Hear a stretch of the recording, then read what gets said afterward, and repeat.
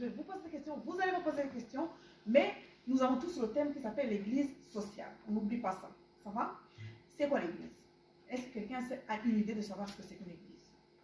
Oui. La maison de Dieu. La maison de Dieu. Très belle réponse. Autre réponse? C'est quoi l'église? Le partage et la joie de vivre avec la présence de Dieu. Amen. Quelqu'un d'autre? Quand on te parle d'église, tu penses à quoi? Je suis pas là. Ah oui, mais toi, tu penses à quoi? Voilà. Tu penses à quoi? Moi, je pense à moi. Ok. Exactement. Toi, tu penses à qui, pasteur? Bah, l'église, c'est nous. C'est nous. Ouais. Tu penses aux personnes qui sont Exactement. là. Quelqu'un pense à quelque chose d'autre? Qui pense au piano, à la guitare? Bon. L'église, en fait, c'est un rassemblement des enfants de Dieu. Donc, Dieu nous a laissé une place qui s'appelle l'église pour nous rassembler. Alors, il a plusieurs fonctions dans l'église. Il y a une fonction spirituelle. Ça veut dire que c'est l'endroit où, spirituellement, normalement, tu es censé grandir spirituellement. Ça va? C'est vrai, si tu vas à l'église, normalement, tu écoutes la parole de Dieu et tu sens, ok, normalement, on doit sentir Dieu 24 sur 24 heures. Hein? On est d'accord. Mais à l'église, tu grandis. Ça veut dire ta vie avec Dieu grandit. Donc ça, c'est vraiment une fonction spirituelle. Mais il y a une autre fonction à l'église, c'est aussi qu'à l'église, tu peux avoir des relations. Donc tu rencontres des gens. Hein? J'imagine que vous ne vivez pas dans le même appartement ici. Mais à l'église, bah, tu as le sourire, tu rencontres quelqu'un, tu dis bonjour. Donc c'est une relation. Quoi. Tu crées des relations. Il y a aussi une fonction intellectuelle. Ça veut dire qu'à l'église, tu apprends. Vous savez, même là où il y a pas, les gens ne savent pas lire et écrire, les églises sont une base pour apprendre à lire, apprendre à écrire. Mais aussi, intellectuellement, les pasteurs viennent, les autres viennent et vous apprennent beaucoup de choses. Votre intellect augmente. D'accord? C'est aussi un lieu culturel. C'est pour ça que toute la culture est acceptée dans l'église. On peut danser, on peut écouter la musique, on peut chanter, on peut faire aussi des chorégraphies, enfin, tout ce que l'église peut faire culturel. Vous pouvez même prendre tout ça, tous les instruments, vous allez voir, voilà, on va chanter pour vous, on va chanter pour vous. Ça, c'est un lieu où on peut développer le culturel aussi. Hein? Même des équipes de foot, de basket et tout ça, dans des églises. Donc, c'est un lieu culturel aussi. C'est un lieu aussi éducationnel, surtout, je ne sais pas, est-ce qu'il y a certaines personnes parmi vous qui ont été, par exemple, à l'école de dimanche? Ouais, quand j'étais... Oui. Donc, ça veut dire, ça donne l'éducation aussi pour les tout petits, les enfants, ils apprennent. Donc, il y a quand même aussi l'éducation à l'église. Maintenant, il faut savoir que l'église aussi, c'est une sorte d'entreprise. Ça, je veux dire, c'est une organisation.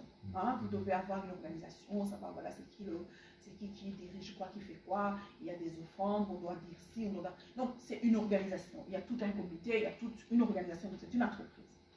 Maintenant, il a besoin, donc dans ce sens-là, il a besoin d'un mur, il a besoin de ça. C'est une église locale. Ok? J'ai fini, hein? J'ai fini pour l'église. Vous avez compris? C'est quand même intéressant l'église. Hein? Ça va? Parce qu'il y a beaucoup de personnes. Mais voilà, malheureusement, ce que je veux vous dire, c'est que cette église-là, il n'y a que 10% de la population, même moins, qui va à l'église. Mais Dieu veut toucher le cœur. Dieu veut toucher le cœur. Est-ce que Dieu vraiment va toucher seulement les 10%? Non. Donc, ça veut dire en fait que l'église de Dieu n'est pas limitée par les 4 murs. C'est pour ça qu'il existe aussi l'église sociale. Ça veut dire l'église qui sort et qui va rencontrer les 90% de personnes qui ne rentrent pas dans l'église, qui ne sont pas dans l'église, et qui peut les apporter aussi le salut, comme on peut recevoir le salut dans l'église. Amen. Donc, c'est ça que nous allons discuter. Nous allons discuter ensemble, voir la parole de Dieu. Qu'est-ce que la parole de Dieu nous recommande? Est-ce qu'elle nous recommande de rester comme ça, dans le cocon de l'église, avoir un pasteur qui chante pour nous, et écouter la musique, et écouter la parole de Dieu, et vraiment être confortable? Est-ce que c'est ça que Jésus a dit à la fin quand il est parti? Ou il y a quand même quelque chose qu'il nous a recommandé? Amen. Et donc, prenons mon Bible et vous allez lire pour moi. Parce que j'aime beaucoup la lecture. Et quand je suis quelque part où on peut lire pour moi, c'est super intéressant. Donc, je voudrais que quelqu'un lise en Matthieu 28, verset 20. Déjà, je vais vous donner tout ça. Donc, la première personne, comment tu t'appelles? Darlin. Darlin. Donc toi tu prépares Matthieu 28 à partir du 18e au 20e verset. Alors, notre sœur à côté, vous appelez Sarah. Sarah. Toi tu vas nous préparer une parole qui est en Matthieu 25. Quoi? Tu vas lire 34 jusqu'à 36 et tu vas lire aussi 40. Hein, c'est bon. Et alors, 34, 36, et puis après, C'était Matthieu. 34. après c'est le 40. Matthieu. Toi c'est Matthieu 28, verset 18 jusqu'à 20. Quelqu'un d'autre veut lire? Un dernier. Hein, on va pas, je ne vais pas vous... Jean réponse. Jean réponse. Jean réponse. Mathieu. Donc toi tu vas aller en Galate. Galate. Oui. 28. Et là c'est bien. Non, un peu au-dessus. Galate c'est après, donc après les évangiles. Ah oui, tu as appelé le verset là. Je vais te dire la page, hein, c'est plus facile. Hein. Sinon, on aura beaucoup de temps. Galate. Donc Galate chapitre 6. Ouais, chapitre 6, donc c'est la page... c'est la page 766. Ça va? 6, et là tu vas me dire le 2, le 9 et le 10. Ok, on est parti? Qui a déjà eu un Matthieu 28? Voilà, c'est Oh, c'est terminé. 28. Oui. 28, verset 18 à 20. Galate chapitre 9. Donc c'était la page là, c'est 6. C'est vraiment 6 qu'on va lire. Chapitre 6. Oui. À tout ce que je vous ai prescrit. Mhm. Et voici, je suis moi-même avec vous tous les jours jusqu'à la fin du monde. Et tout le monde dit Amen. Amen. Là, il a dit allez donc. Retenez juste cette phrase. Allez donc. Ok? Alors, la deuxième, c'est Matthieu 25. Tu y es déjà? Vous qui êtes bénis par mon Père, prenez possession du royaume qu'il a préparé pour vous depuis la création du monde. Car j'ai eu faim, et vous m'avez donné à manger. J'ai eu soif, et vous m'avez donné à boire. J'étais un étranger, et vous m'avez accueilli chez vous. J'étais nu, et vous m'avez donné des vêtements. J'étais malade, vous m'avez soigné. J'étais prise En prison. en prison, vous êtes venu à moi. Et le verset 40. Et le roi leur répondit, vraiment, je vous l'assure, chaque fois que vous avez fait cela à l'un de ces plus petits de mes frères, c'est à moi-même que vous l'avez fait. Ok. On va terminer avec Jean Réponse. Tu vas lire Galates, chapitre 6. Accomplissez ainsi la loi du Christ. Oui, et tu lis encore 9 et 10. Ne négligeons pas de faire le bien car nous moissonnerons au moment convenable si nous ne relâchons pas. Ainsi donc, pendant que nous avons l'occasion, pratiquons le bien envers tous et en particulier envers nos proches dans la foi. Nous prenons la foi. Amen. Tout le monde dit Amen. Amen. On peut s'asseoir. Donc, si nous avons bien compris, la première partie, Jésus allait partir. Vous vous rendez compte? Le stress des apôtres. D'abord, il vient. Il vient en faisant des miracles, en faisant des prodiges. Il arrive, il dit, toi, suis-moi. Et mais non, viens, suis-moi. Tu arrêtes tout ce que tu fais, tu suis. Toi aussi, suis-moi. Il avait un groupe. Ils étaient combien? C'était 12. Mais c'était 12 hommes. Mais il y a aussi des femmes qui étaient là. Il le suivait partout, partout, partout, de village en village. Est-ce que Jésus a construit l'église? Non. Non? Non. Non? Vous n'avez pas la notion. Non, il avait quand même, il n'avait pas Non, un il n'a grand pas bâtiment. construit. Non? Non, il partait dans les églises, mais il n'a pas construit l'église. Il a, ok. Donc, tu vois, il allait de ville en ville. Ouais, je vais rester ici. Il allait de village en village, en prêchant la bonne nouvelle, en guérissant les malades, en leur donnant, en leur parlant, en faisant même, il a nourri. Mais après, excusez-moi du terme, ils sont barrés, ils partaient. Il allait encore ailleurs. La même chose. D'accord? Et puis un coup, on savez, je vais quand même bientôt mourir et je vais partir. Et puis avant, donc il meurt, il ressuscite comme il avait dit, ils sont tous heureux. Ah mais voilà maintenant, notre roi est ressuscité, alléluia. Et puis il vous dit, écoutez, je pars. Je pars maintenant. Vous ne verrez plus, mais écoutez, allez partout, dans toutes les nations. Et faites quoi? Toutes les nations, mes disciples. Est-ce qu'il a dit, allez, construisez des grands cathédrales et avec... non? Non. Il a dit, allez faire quoi? De toutes les nations. Et ici, nous avons compris que dans l'église, il n'y a que 10% qui vont faire. Donc les autres 90, comment ça va faire? Comment faire des nations? Comment on va les toucher? Comment faire des disciples de Jésus? J'ai des gens qui n'arrivent jamais à lever leurs pieds. Il faisait trop froid. La couette elle était chouette ce soir. Hein. Franchement, vous allez être bénis. Hein. Les gens qui ne sont pas restés au lit et qui sont venus ici, vous êtes courageux. Hein. Vous êtes courageux. Hein. Moi, j'avais donné ma promesse de venir, mais avec la pluie qu'il y a dehors, on a envie vraiment de rester dans sa couette, avec l'ordinateur ou en train de regarder un bon film. Mais demain, en plus, c'est l'école et tout. Je pense que... Donc, il y a beaucoup de gens qui n'arrivent pas à franchir la porte et venir à l'église. Mais le Seigneur n'est pas arrivé. Faites de eux mes disciples. Mais comment ils vont devenir des disciples de Christ, pasteur? Alors qu'ils n'arrivent pas à venir ici écouter ta musique, ils n'arrivent pas à écouter. Comment on va faire? Il faut sortir. Mais il a dit, allez. Amen. Amen. Dans toutes les nations. Et il a dit, il y a quelque chose que je dois vous rassurer. Je serai avec vous seulement le dimanche. Non, tous les jours. Tous les jours. Non, jamais. Vous savez, il y a quelque chose que je connais de Satan. Et j'aimerais vous le filer avant. Deux choses que je connais de Satan. Mais très important à savoir. La première chose, c'est qu'il ment comme il respire. Je ne sais pas s'il respire. Mais je sais qu'il ment. C'est-à-dire que toute la parole que tu vas écouter et que tu vas discerner que ça vient de l'ennemi, sache que c'est un mensonge. Parce qu'il peut venir te dire, ah mais non, toi ça n'ira jamais. Sache tout de suite qu'il vient de te donner un message que ça ira vraiment. Amen. Donc si tu entends, parce qu'il y a des gens qui passent trop de temps en train de s'occuper de Satan. Mais la deuxième chose que je vais vous dire, qui est très important, c'est que Satan n'a aucune force. Exact.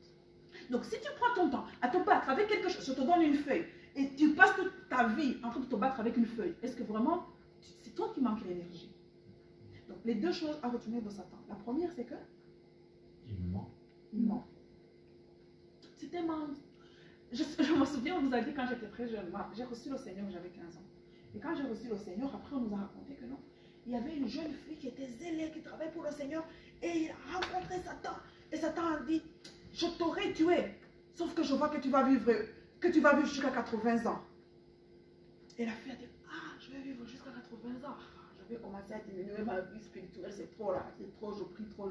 Je retournerai dans l'église plus tard. En fait, Satan a lui menti parce que ce soir-là, elle allait mourir. Mais Satan lui a menti. Et elle a perdu comme ça parce qu'elle a écouté. Donc, vos oreilles là, n'écoutez plus Satan. Amen. Écoutez ce que Dieu vous dit. Et prenez ça au sérieux. Prenez ça au sérieux. Si Dieu te dit quelque chose, par la prophétie, par la parole, prenez ça au sérieux parce que Dieu ne ment jamais. Amen. Mais Satan, c'est tout le contraire. S'il te dit que tu n'es pas belle, sache que tu es la plus belle des filles. S'il te dit que tu ne réussiras pas, sache que tu vas tout réussir. S'il te dit que ça n'est... Donc, tout ce que... c'est un menteur. Depuis que je suis née aujourd'hui, je sais que Satan est un menteur. Deuxième chose, c'est qu'il n'a pas de force.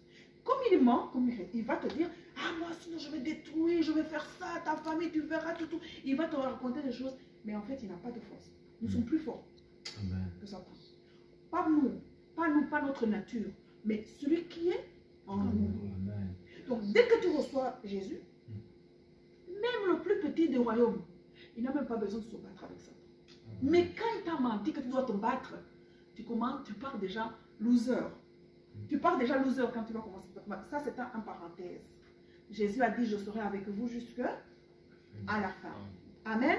Amen. Alors, il a dit quelque chose encore très important, comme vient de lire en Matthieu 25. Cette histoire est très intéressante, non? C'est une histoire où Jésus c'était la fin du monde. Il y avait toute une foule de gens. Et Jésus donne la parabole comme s'il y a les chèvres et les boucs et les moutons. Les boucs et...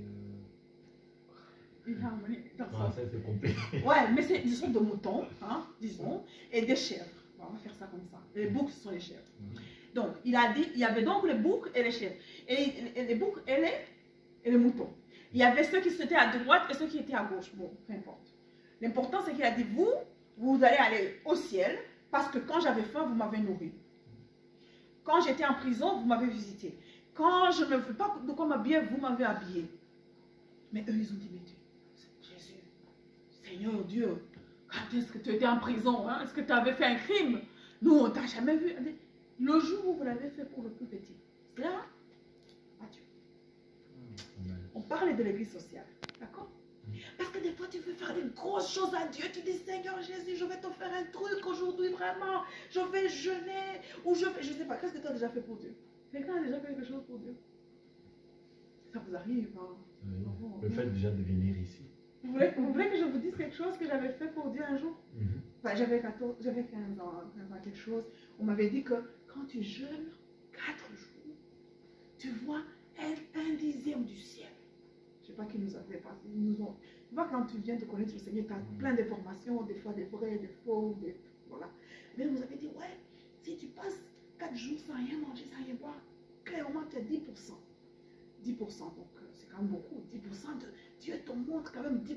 Ah, je suis partie. On était en groupe là, hein, des jeunes élèves. On faisait, c'était à l'école secondaire, en internat, et donc on faisait appuyer dans des petites douches là. Le soir, la nuit, les autres dorment, on va dans la douche. Et on ne pouvait pas crier parce que sinon ça réveille les autres. Et on était là, mon Dieu. Et puis on priait. Et donc on a commencé à jeûner, on était peut-être 10. Et puis, premier jour, les premiers, ça ne va pas. Ils vont manger parce qu'ils ont très faim. Deuxième jour, troisième, moi je me souviens, je suis arrivée au troisième jour, j'étais finie. J'étais finie, terminée. Et il restait juste une fille. Et nous sommes tous allés autour d'elle. Nous disions, toi, continue. Nous allons manger. Mais toi, continue. Peut-être comme ça, quand tu verras 10%, tu nous dis. Hein. Et là, quand tu regardes. Voilà, ça, par exemple, faisait un truc pour Dieu, tu vois.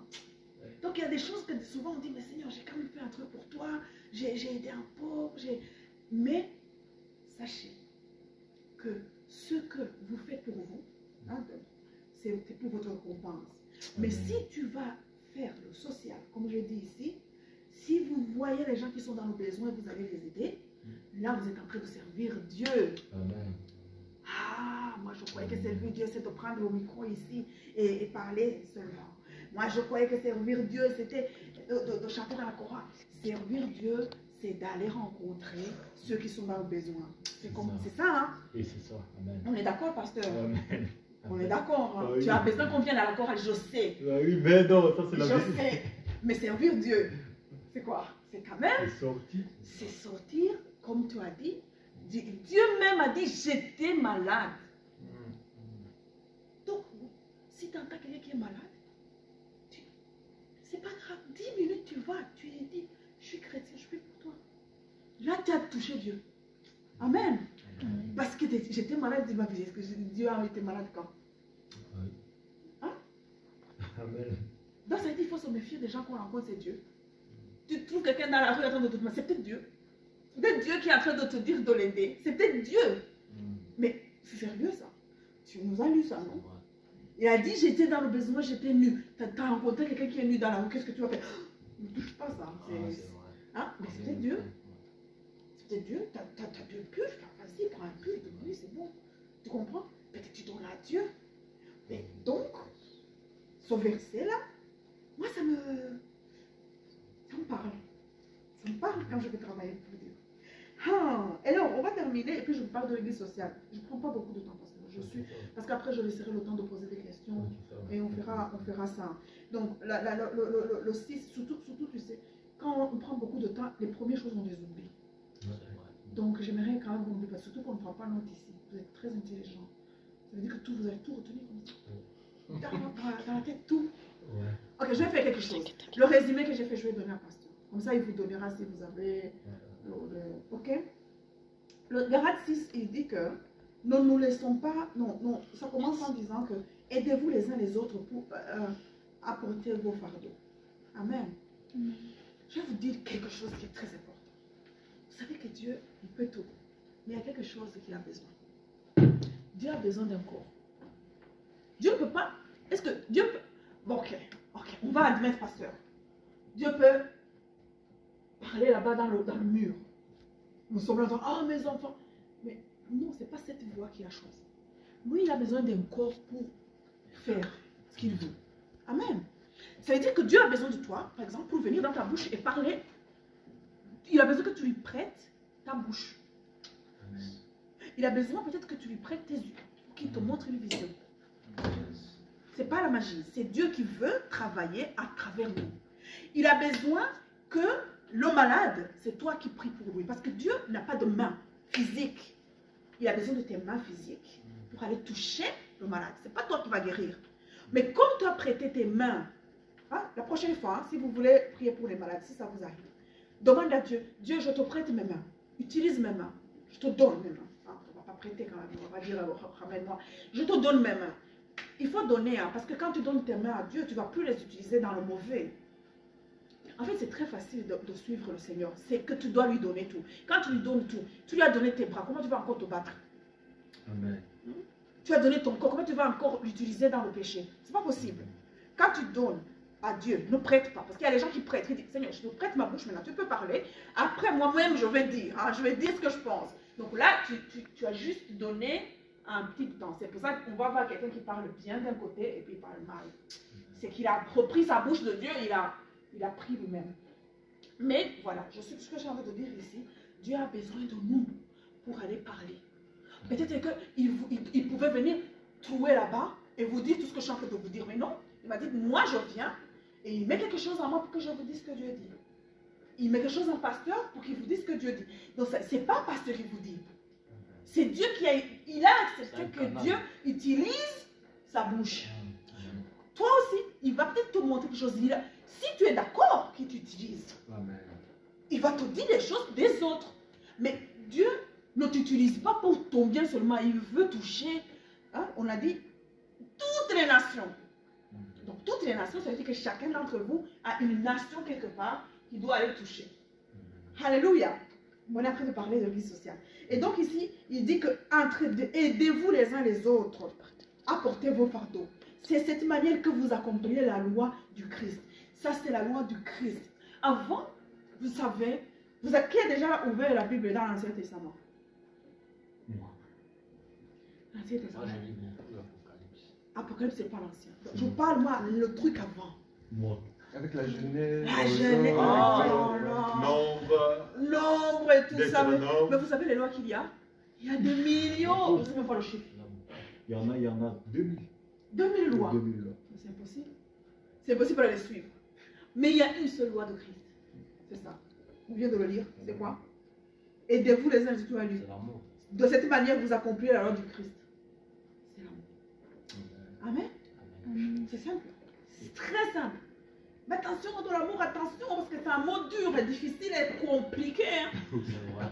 L'amour, rigolez pas avec l'amour. Hein. Parce que l'amour, c'est pas le truc là qu'on parle. Hein. L'amour, c'est autre chose. L'amour, ça veut dire que moi, si j'aime, je pense pas à moi, je pense à toi. C'est ça l'amour. Je n'aime pas parce que je peux t'aimer parce que tu m'intéresses en fait. J'ai besoin de quelque chose de toi. Donc je t'aime. Non, ça c'est pas l'amour. L'amour, c'est pas, tu vois, je veux rien gagner là-dedans. C'est ça l'amour. Jésus, il était bien au ciel, non? Ouais. Il était tranquille. Ouais, bien. Mais il est venu mourir pour nous. Ça, c'est l'amour. Et il ne gagne rien. Lui, il va juste souffrir. Parce qu'il nous aime, il va gagner notre amour. Amen. Donc l'amour récompense quand même. Ne croyez pas que l'amour, c'est la souffrance. Non, non, ça récompense. Mais il faut être sûr que tu aimes vraiment. Parce que dire, ah non, je t'aime, ah, c'est dangereux. Il y a des gens qui sont tombés à cause de ce mot. Parce qu'ils ont dit ça, et puis les gens, ils ont compris autre chose. Donc l'amour, c'est compliqué. L'amour, c'est la loi de Jésus-Christ. Amen. Aidez-vous, portez les fruits, portez les fardeaux des autres. Et puis il a dit à la fin, où je vais bientôt passé sur les vies sociales, il a dit, faisons le bien sans nous laisser gagner par le découragement. Parce que des fois, tu vois, tu fais un bien à quelqu'un, puis il te regarde comme si il n'avait rien fait. Il ne comprend rien. Il ne reprend pas ce que tu fais de bien. Et ça nous décourage. Quand je suis partie, je lui ai envoyé un message, il ne m'a pas répondu. Ben, je lui ai souhaité une bonne journée. Pas du tout. Ouais, ça t'arrive. Oui. Tu fais ça, mais enfin, ça fait tout ça que je fais. Regarde, j'ai même donné un cadeau à son anniversaire. Rien du tout. Même le mien, il ne se souvient même pas. Tu te décourages. Mais ici, on nous dit, non, ne vous découragez pas, vous serez récompensé par le Père. Amen. Qui voit les secrets. Même si lui va te dire, mais pourquoi tu m'envoies ça, tu me cours. Non! Si c'est l'amour, Dieu voit le cœur, il va te récompenser. Alors, je vais donc vous dire quelque chose de très important à retenir. Il y a 4 niveaux de la vie sociale. Ça, vous allez retenir. Premier niveau, c'est ton niveau individuel, toi personnellement. Toi personnellement, tu es un apôtre. Donc, tu es un envoyé de Dieu. Dieu ne fait jamais quelque chose sans une raison. Il ne peut pas te créer comme ça. Ce n'est pas un hasard que tes parents ou ta maman ou ton papa. Non, Dieu ne peut pas faire cette erreur-là. Il crée une personne parce qu'il y a une question, un problème à résoudre. Amen. Alléluia. Donc, quand tu t'appelles comment? Sarah. Sarah, toi aussi. De Sarah. Sarah aussi. Toi aussi. Sarah ici. C'est des mères des nations. De Sarah. Yes. C'est des mères des nations. Donc, quand Dieu t'a créé, il a vu à Charleroi. Toi, tu n'étais même pas. Tu es né à Charleroi? Non, je suis née dans une autre ville. Imagine. Voilà. Mais lui, il regardait Charleroi. Il a vu que non. Charleroi aura besoin de Sarah. Donc, je vais créer Sarah. Et je vais faire tout pour qu'elle aille habiter là-bas. Donc, Dieu a toujours un projet à long terme. Même avant que nous naissons, lui, il a déjà prévu les choses. Et ces choses-là qu'il a prévues, il les met dans ton ADN. Ah, donc moi, je vous ai dit, je suis médecin. L'ADN de quelqu'un, il est là quand tu nais. Même au début, tu es une seule cellule. Mais ton ADN, c'est comment tes cheveux seront, tout. La couleur de tes yeux, tout. Ça se trouve dans ton ADN. C'est un package. Donc, même ton don là, tu l'as, tu nais avec. Le travail des pasteurs, de ceux qui vous t'accompagnent, c'est pour te montrer que tu as ça. Mais jamais, c'est pas quelque chose qui va venir comme ça. C'est dedans, mais il dort. Tu comprends? Il dort. Mais quand tu l'actives, il agit. Donc, Dieu t'a créé pour lui répondre. De façon individuelle, nous sommes une église sociale. Ça veut dire que tu dois commencer à te poser la question, mais qu'est-ce que je peux faire autour de moi? Ce n'est pas les gens qui vont venir chez toi, c'est toi qui vas. Peut-être c'est la personne qui s'assoit à côté de toi en classe. Vous parlez de tout sauf de Dieu. C'est peut-être une voisine, c'est peut-être ta maman, c'est peut-être tes parents, c'est tes frères. Sois la première à briser la glace. D'accord? Sois la première à s'approcher de cette personne. Sois la première à servir. Ça, c'est le premier niveau. Ça va? Amen. Ça va? Vous voulez une pause ou ça va? Ça y est. On continue? Ok. Première chose, donc c'est toi individuellement. Tu dois avoir autour de toi les gens que Dieu a assis à côté de toi. Qui tu vois chaque jour. Et c'est toi qui fais le premier pas. Deuxième chose. Ta mission, individuellement, il ne faut pas que j'arrête. Chacun était missionnaire dans son milieu. Il va, il annonce. Nous devons faire le premier pas. Il est temps que nos voisins, nos collègues, la personne qui est assise à côté de toi en classe, en bus, en train, si tu ne peux pas l'amener à l'église parce qu'elle n'aime pas l'église, au moins amène-la à Christ. Pour amener quelqu'un à Christ, parce qu'il faut être à l'église? Non, pas forcément. Pas forcément. Donc ça veut dire qu'il peut recevoir Christ. Tu peux lui dire, voilà, Christ a fait quelque chose dans moi, j'ai la paix. Dis-lui seulement que tu donnes sa vie, tu vas voir, il va te toucher. C'est tout. Bon, imaginons qu'il ne veut même pas recevoir Christ. Mais au moins laisse une marque dans sa vie. Et il va dire, voilà, j'ai rencontré une fille qui s'appelle Sarah, et elle m'a fait du bien. Et elle m'a dit des choses bonnes. Même si elle ne reçoit pas Christ, mais laisse une marque. Ça, c'est ton niveau 1. Niveau 1. Niveau 2, c'est rencontrer les besoins des autres. Donc, c'est de se dire, qu'est-ce que les gens ont besoin. D'accord? Tu peux voir, par exemple, que dans ton quartier, il y a des mamans qui ont besoin qu'on fasse leurs courses. Enfin, c'est un exemple. Tu dis, il y a peut-être des enfants qui ont besoin qu'on les explique les maths. Et moi, je comprends les maths. Et après, donc, il faut rencontrer les besoins des gens. Ça, c'est la deuxième chose. Donc, il y a peut-être les malades, tout ce qu'on a entendu ici. Donc, tu dis, voilà, je vais peut-être voir les malades, je prie pour eux. C'est toi qui vas d'abord voir quels sont les besoins. Et souvent, tu vas répondre aux besoins que Dieu t'a créé pour. D'accord? Ça vous arrive, il y a quelqu'un qui aime bien, par exemple, les enfants, les tout petits. C'est peut-être son appel. Alors, il y a quelqu'un qui, lui, non, il aime plutôt les vieillards. Il aime bien assis à côté de les servir, lui donner un verre à boire et tout ça. Il trouve que ça, c'est vraiment son domaine. Donc, toi aussi, regarde autour de toi, qu'est-ce qu'on a comme besoin que tu peux servir. D'accord? Peut-être que tu aimes bien aider les enfants qui courent dans tous les sens, que tu veux leur apprendre. C'est quoi encore ton truc que tu apprends aux enfants? Le taekwondo. Le taekwondo. Tu vois? Donc, ça, c'est un exemple. Donc, voilà. Cherche